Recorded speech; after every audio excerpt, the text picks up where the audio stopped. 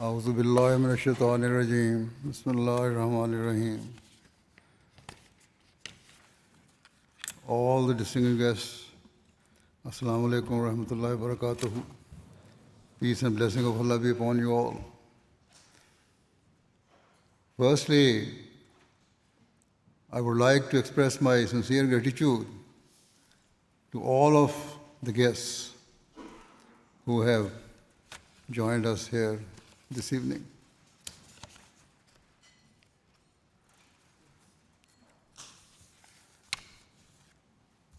Earlier this year, when the organizers proposed holding this peace symposium, my initial response was that we have held this event for over 2 decades. And some people quite reasonably ask what has been the benefit and whether it has led to any meaningful change in society. In recent times, many influential people, including politicians, scholars, and religious leaders, have condemned the rising tide of global warfare and injustice and urged governments and citizens alike to prioritize peace and security. When such people, who in the eyes of the world have fame and influence, see their warnings go unheeded, who then will listen to my voice or the voice of our community? It is therefore fair to ask if there is any benefit to holding this event. Nevertheless, my response is that Islam teaches us to strive relentlessly for good and never give up. And what greater good could there be than striving to save humanity from self-destruction?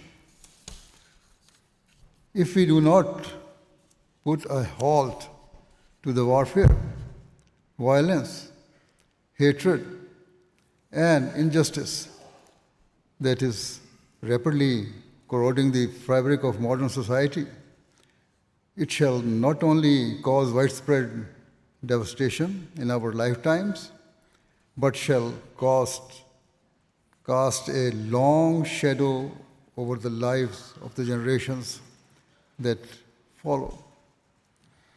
Over 70 million people perished in the Second World War, and the vast majority were civilians, ordinary men, women, and children.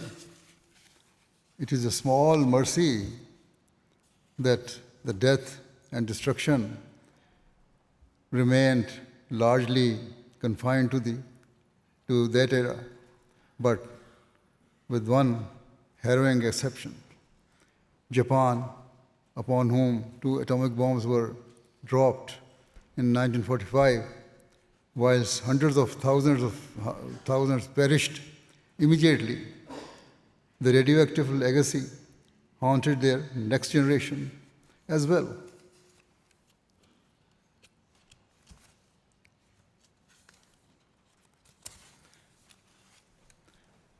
Various studies have shown that children of survivors faced heightened risks of neurological and physical disabilities, whilst stillbirth rates climbed among pregnant women exposed to radiation. In 1945, only the United States possessed an atom bomb. But today, several nations possess nuclear weapons, whose power and destructive capabilities dwarf the bombs dropped on Japan. Consequently, if, God forbid, even one or two countries ever deployed such weapons, the resulting carnage and catastrophic long-term effects would be far beyond our comprehension. A growing number of influential figures are now sounding the alarm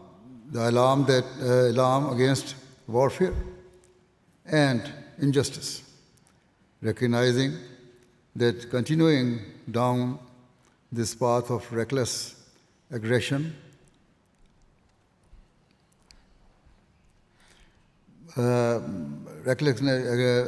will lead to a catastrophe unparalleled in human history.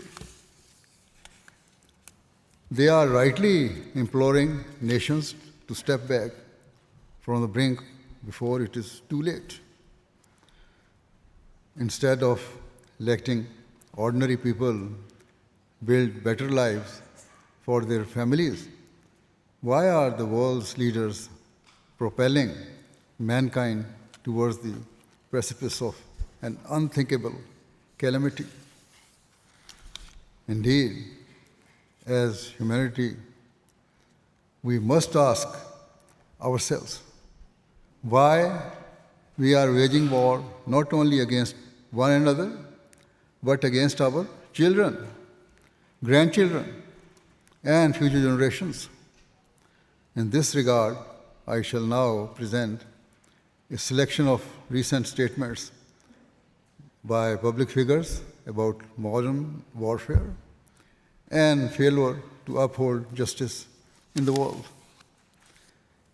Last year, Ireland's then President, Michael Higgins, warned we have entered an era in which the belligerent rhetoric of war dominates global discourse, whilst traditional diplomacy and the search for common ground have been cast aside. He observed, rather than a concerted effort to build a mind of war, what humanity needs now is the building of a mind of peace. Similarly, Slovakia's Prime Minister, Robert Fico, spoke candidly last year about how the drumbeat of war and saber rattling have become normalized. He said, everyone is talking about war. Everywhere, everyone is rattling their weapons. When it comes to Ukraine, everything is clear. When it comes to Iran, when it comes to Gaza, nothing is clear. He continued, the double standards are absolutely obvious. Forgive my openness, but I will say that the world has gone mad. I simply don't understand why everyone seems to like war. As Prime Minister, I don't like war. I am for peace.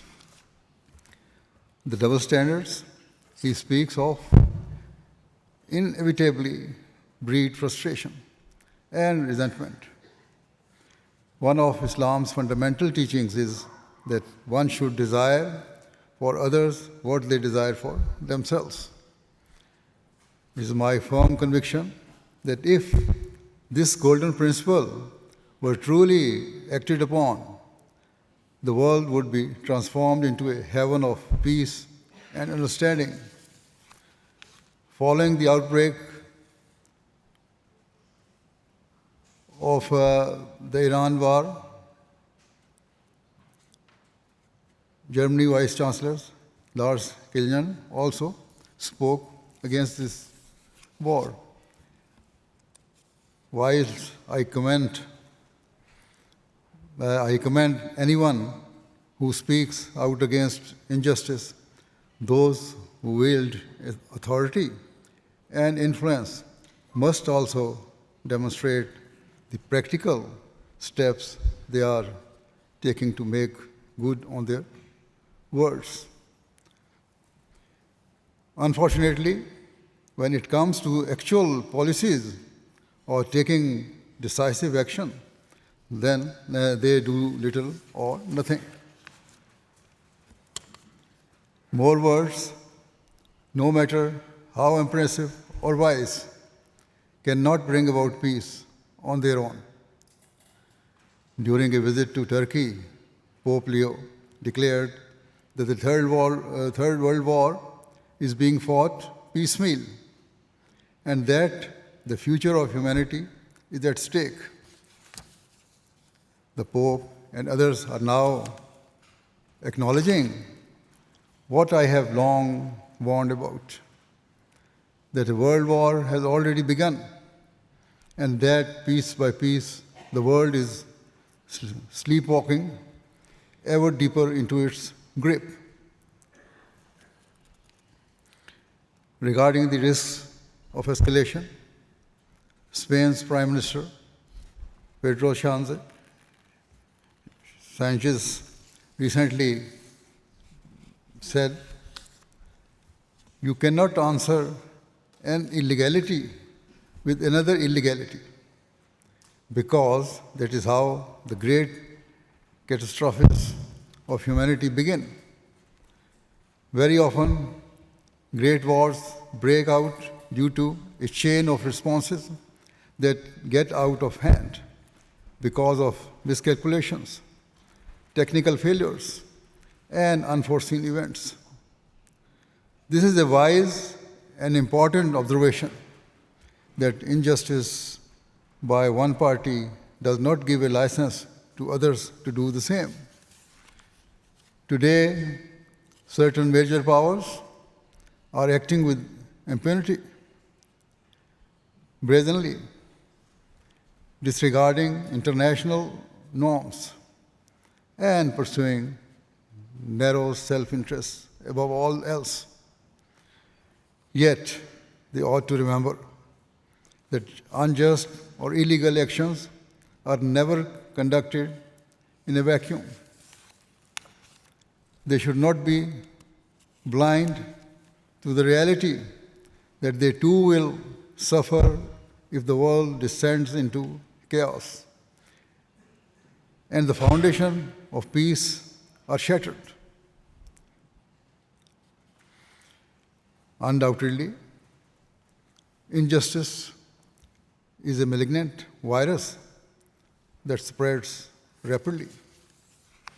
Thus, if today the major powers violate international laws with no consequence, then tomorrow lesser powers will be emboldened to act with equal disregard for law and human life. The Spanish Prime Minister also observed that wars are often used as a diversion to mask the failures of governments and their leaders. He said, "Governments are here to improve people's lives, to provide solutions to problems, not to make people's lives worse. And it is absolutely unacceptable that those leaders who are incapable of fulfilling this duty use the smokescreen of war to hide their failure and in the process line the pockets of a select few." In other words, the pursuit of power and material gain is causing nations and their leaders to betray the very people they were chosen to serve. He laments that instead of saving lives by building hospitals, billions are being spent on ending lives by building weapons of mass destruction. Professor John Mearsheimer a renowned American political scientist recently said. I think in the West, and this is especially true in the United States, we like to talk about military power. Of course, the Israelis do as well. And the idea is that any political problem we see can be solved by military means. Just bring out the big stick and engage in big stick diplomacy, and we shall solve the problem. He further warned that the Iran war represents a fundamentally different situation and cautioned that a failure to secure a swift resolution could trigger a global economic depression. And so, the truth is that no part of the world is immune from the toxic effects of warfare and injustice. History shows us that when nations fear their power is threatened, they resort to force and injustice to salvage their supremacy. And when their victims eventually rise, they too are consumed by a raging desire for revenge. In this way, a vicious cycle of war, violence, and iniquity churns relentlessly as the transgressions of the powerful incite the oppressed to adopt the very injustices they once suffered. Precisely for this reason, Islam teaches that we should restrain the hand of the oppressor and the oppressed. While we are duty-bound to aid the oppressed, we must equally ensure they do not pursue vengeance and remain strictly within the bounds of proportionality.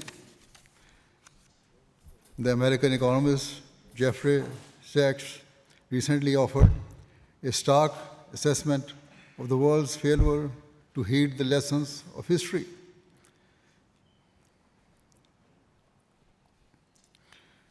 He argued that institutions and frameworks of international law constructed after the Second World War have been completely dismantled, leaving the United Nations as ineffective today as the League of Nations was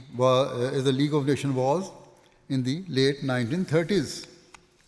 He said, "We have never seen this kind of lawlessness in the nuclear age. The United Nations is essentially useless right now." The failure of the United Nations is something I've addressed many times.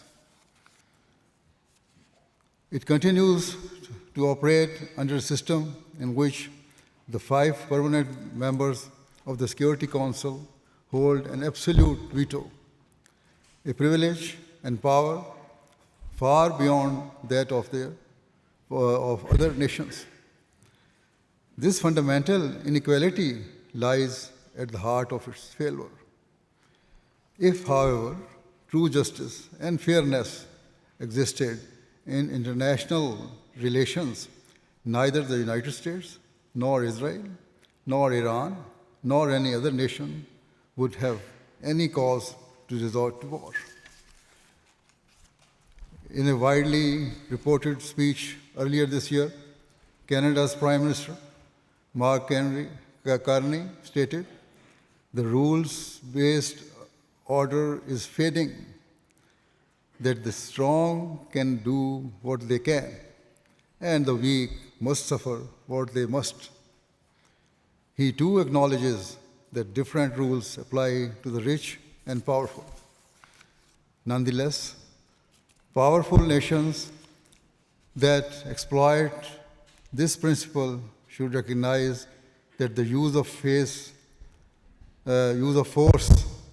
and coercion is a short-sighted and counterproductive strategy. Invariably, it breeds frustration, disorder, and instability. Similarly, German Chancellor Friedrich Merz recently warned that our freedom is no longer simply guaranteed, it is under threat. The international order based on rights and rules no longer exists in the way it once did. Despite these words, Germany, like many other developed nations, continues to utilize its power to maintain dominance at the expense of weaker nations. They prioritize strategic alliances over principle and turn a blind eye to the cruelties of their allies, rather than standing for truth and justice in all circumstances. In recent times, one justification often given for Western interventions in foreign countries has been the liberation of the women and girls of those nations. Tragically, though the thousands of women and girls killed by foreign bombs expose the hollowness of such claims. Following the outbreak of the Iran war, a Spanish MEP, Irene Montero, asserted that the rights of women and girls are cynically exploited as a pretext to advance geopolitical agenda. She said, "No woman has ever been freed by American bombs or illegal aggression. Not in Syria, not in Iraq, not in Lebanon, not in Afghanistan, and it will not happen in Iran either. We are fed up with our rights, our bodies, and the violence women suffer being used as excuses to justify illegal bombing and imperialist aggression." Her words expose a sobering truth that powerful nations seek to justify their injustices and wars on false pretexts of defending human rights. Increasingly, people are waking up to the dangers of the moment. Yet, it is a cause of grief for all sincere Muslims to know that many people seek to blame Islam and claim it to be the cause of the world's disorder. Such allegations, amplified by mainstream and social media, are utterly false and extremely harmful. Rather than scapegoating Islam or any other religion, what the world urgently needs is for people to unite with a common purpose, the establishment of peace and harmony. The Ahmadiyya Muslim community has always been at the forefront of this effort and shall continue to be so. We convene this event in the hope that it may foster mutual understanding and, at the very least, inspire some people to serve the cause of peace. It was with this same objective in mind that several years ago I wrote to various world leaders urging them to set aside their differences and work together for the sake of humanity. For example, I wrote to the Israeli Prime Minister invoking the teaching of the Torah, and to the Iranian President and other Muslim leaders drawing upon the Holy Quran, urging them all towards justice and reconciliation.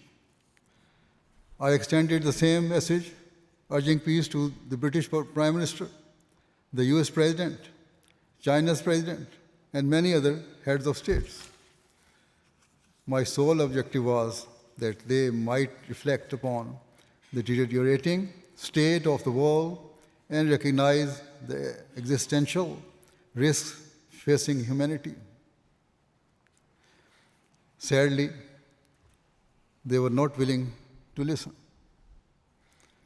And the ever-increasing volatility and disorder in the world is testament to that failure. Wars are being fought, nations are being divided, hate is spreading, minorities are being targeted. In this era, tolerance, grace, and compassion are all too often seen as weaknesses or flaws rather than the virtues they are. All the while, it is being alleged that Islam is an extremist religion and the root cause of the world's afflictions. This is a grave injustice. Not one of the statements I presented earlier made any reference to Islam. Rather, they pointed to the geopolitical failures of governments and the collapse of institutions designed to safeguard peace and security. Global disorder is driven by the desire of the rich and powerful to fulfill their vested interests and maintain their dominance over others. Far from being a source of conflict, Islam's teachings offer a timeless path towards peace. To illustrate this, I shall draw upon a few verses of the Holy Quran. Chapter 4, verse 136 states, O ye who believe, be strict in observing justice and be witnesses for Allah, even though it be against yourselves or against parents and kindred. Here, Allah calls on Muslims to uphold absolute justice and equity.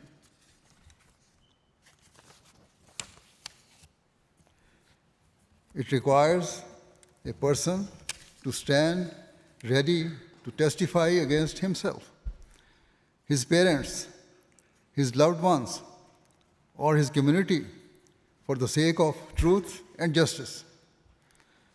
The verse continues, whether he be rich or poor, Allah is more regardful of them both than you are.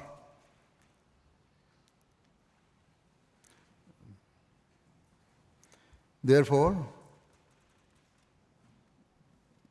follow not low desires so that you may be able to act equitably.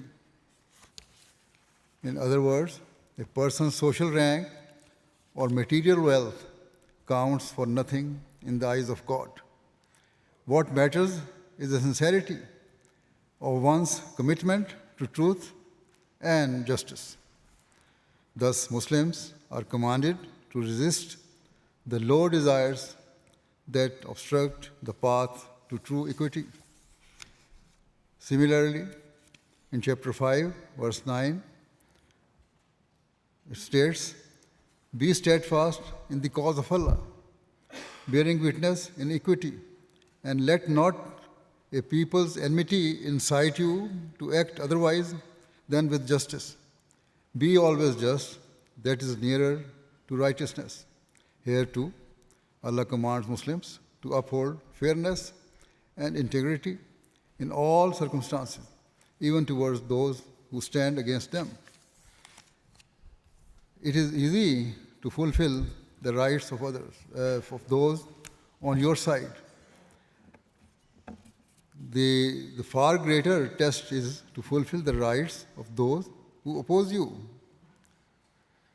In a passage of profound relevance in today's war-torn world, chapter 49, verse 10 of the Quran states that if two nations or parties engage in conflict, it is the duty of others to strive to reconcile them.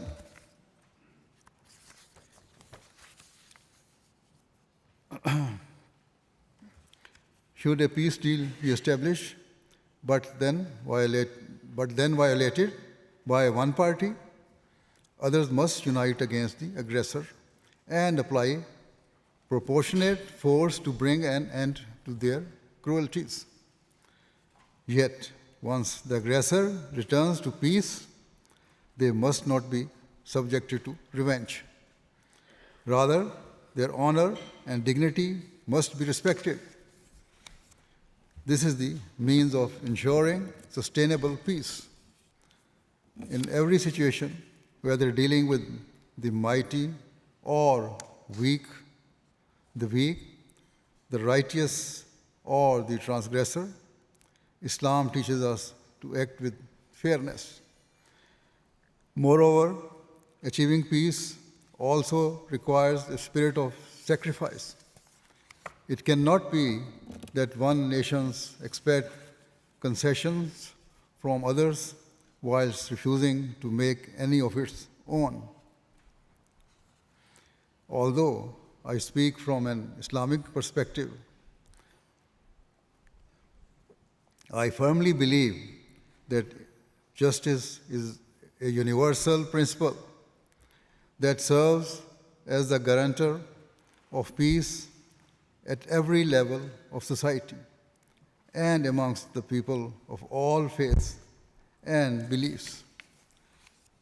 Religious differences should never cause a person to reject wisdom from the followers of another faith or tradition. Islam teaches that every wise word is the lost property of a believer, to be adopted wherever it is found, whether it comes from a Christian, a Jew, an atheist, or anyone else. Such an open-minded spirit not only enhances a person's moral character, but also deepens their commitment to justice, tolerance, and peace.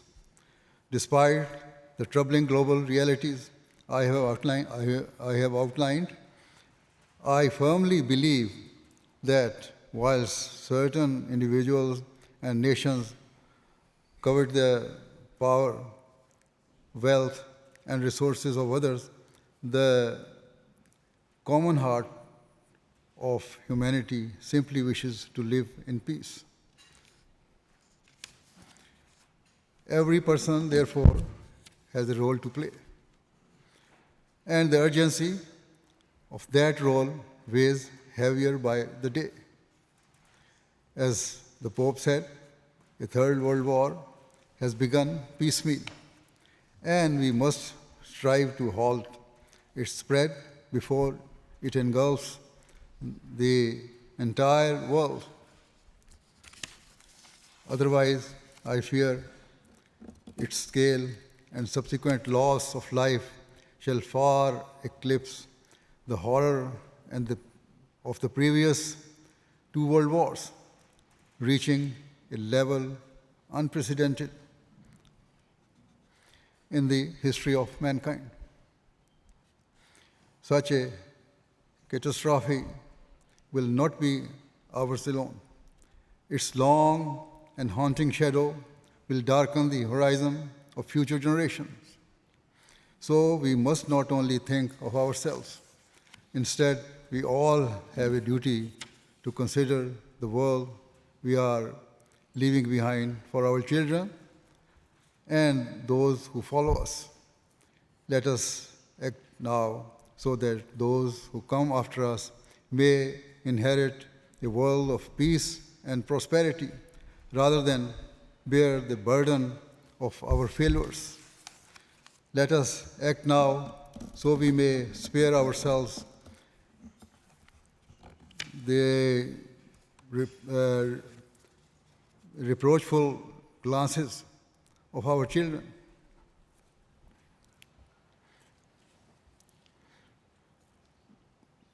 asking why we bequeathed to them a world set on fire. Only then will this Peace Symposium have fulfilled the promise of its name and not merely be a gathering of good intentions, but a turning point in the pursuit of peace.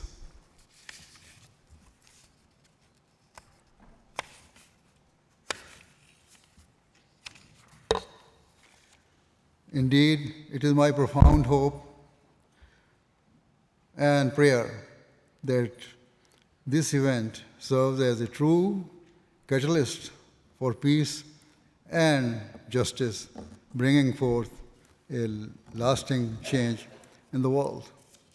May Allah, the Almighty, enable mankind to understand the gravity of this moment, and may all people, irrespective of their faiths and beliefs, join together in the common purpose of establishing peace in the world.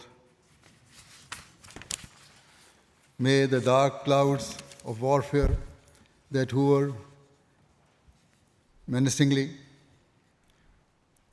all around us dissipate and give way to bright blue skies of peace, love, and compassion. With these words, once again, I express my deepest gratitude to you all for joining us this evening. Thank you very much.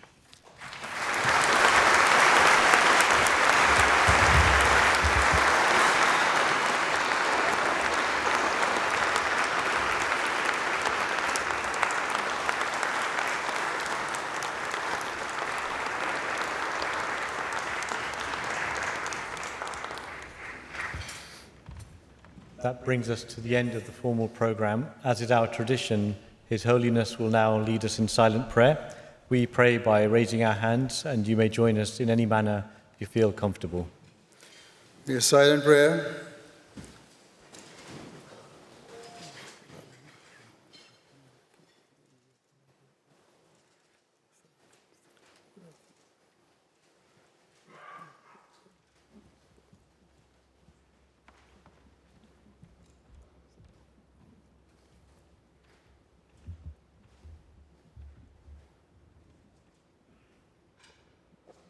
Ameen.